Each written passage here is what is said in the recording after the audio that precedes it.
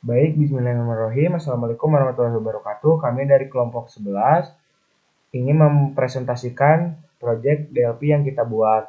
Sebelumnya di sini saya akan memperkenalkan kelompok 11 terlebih dahulu. Saya sendiri Fadil Muhammad Rafi dengan NIM akhir 020. Kemudian ada rekan saya Rizky Lian dengan NIM akhir 008. Ada Rizal Sadida NIM terakhir 010. Dan yang terakhir Jasin Teja dengan NIM akhir 022. Next.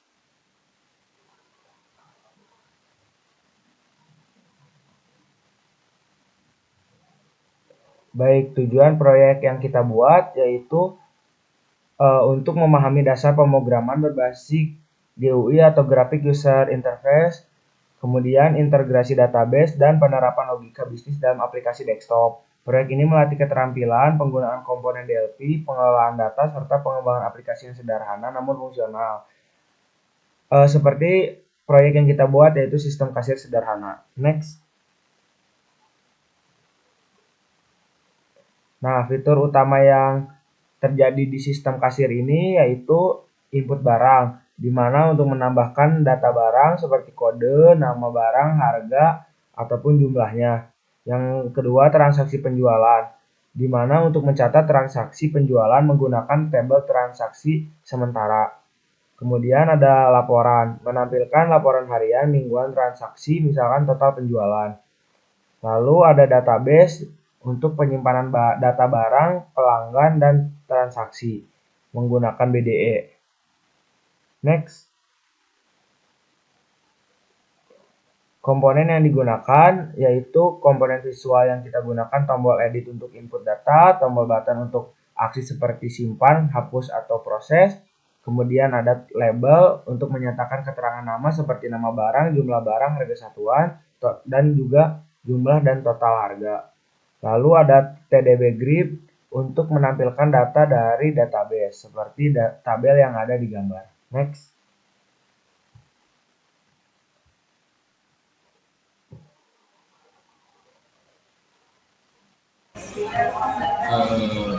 Izin menjelaskan. Jadi pada kolom ini T-form 1 atau kelas T-form digunakan untuk mendefinisikan sebuah form bernama T-form 1 yang merupakan turunan dari T-form. Form ini adalah komponen utama dari aplikasi kasir ini. Terus selanjutnya adalah T-edit. Di T-edit ini contohnya ada tombol edit 1, edit 2, dan seterusnya. Digunakan untuk menerima input dari pengguna seperti kode barang, jumlah, atau harga. T-button untuk contohnya yang digunakan pada ini adalah button 1, button 2, dan seterusnya. Berfungsi untuk menjalankan aksi atau akses tertentu, misalnya menyimpan data atau menghapus data transaksi. Yang selanjutnya adalah TDB Grid yang fungsinya untuk menampilkan data dari database tabel, misalnya daftar barang atau transaksi yang sedang berlangsung. Selanjutnya, label digunakan untuk memberikan informasi teks statis di form, misalnya kode barang, harga, atau total kepada tabel. T-table digunakan untuk menghubungkan aplikasi dengan tabel dalam database, sehingga database dapat terhubung dengan aplikasi. Yang selanjutnya, T-data source yang digunakan untuk menghubungkan komponen data seperti table dengan komponen visual, TDB Grid. Next.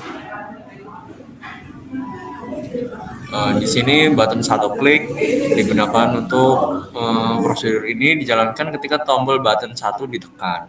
Fungsinya adalah ketika menghitung total harga barang berdasarkan jumlah dan harga satuan suatu barang serta menambahkan data ke dalam tabel sehingga data-data dapat terinput ke dalam tabel tersebut. Langkah-langkahnya adalah yang pertama, deklarasi variabel A, B, dan C yang bertipe integer digunakan untuk perhitungan. Yang A untuk menyimpan jumlah barang, yang B untuk mendefinisikan menyimpan harga satuan, yang C untuk menyimpan hasil perhitungan jumlah barang dikali harga satuan barang. Yang selanjutnya mengkonversi input ke integer. Yang A di input ke string to integer, yang B di input ke string to integer edit 3. String to integer gunanya untuk mengkonversi teks dari input. Dalam di sini kasusnya adalah edit 2 dan edit 3 menjadi angka untuk dalam perhitungan. Yang selanjutnya adalah menghitung total harga. Di sini kita bisa menghitungnya dengan menginput C dikali variabel A kali B. Variabel A dikali B. Dalam ini adalah edit 4 teks into string integer to string yang menjadi total harga disimpan di C. Hasilnya ditampilkan dalam edit 4 setelah dikonversi kembali ke teks. Next. Baik, selanjutnya ada penampilan dari source code menambahkan total ke label 5. Jadi di label 5 ini captionnya itu then, terus label 5 caption selanjutnya itu integer to string C. Label 5 caption selanjutnya lagi adalah integer to string, string to integer label 5 titik caption plus C. Jika label 5 captionnya kosong, total langsung ditampilkan. Jika sudah ada nilai, total baru C ditambahkan ke nilai sebelumnya. Menambahkan data ke tabel. Tabel 1 append ini adalah berikut adalah langkah-langkahnya dari cara menambahkan data ke tabel. Langkah pertama itu dapat tabel 1 a titik append, tabel 1 titik nama barangnya, terus tabel 1 jumlah barangnya, tabel 1 harga satuannya, selanjutnya tabel jumlahnya. Itu ada edit 1, edit 2, edit 3, edit 4. Ditambahin teks semua. Tabel 1 titik post, data dari input edit 1, edit 2, edit 3, dan edit 4 dimasukkan ke dalam tabel 1. Metode append ini digunakan untuk menambah baris baru. Post digunakan untuk menyimpan data ke tabel. Selanjutnya penampilan menambahkan button 3 sebagai penutup dari data yang diinput. Menambahkan button 2 sebagai masukan data baru yang akan diinput di edit harga barang, di harga barang, nama barang, dan harga satuan.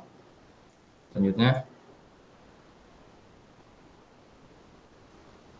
nah ini adalah simulasi akhirnya.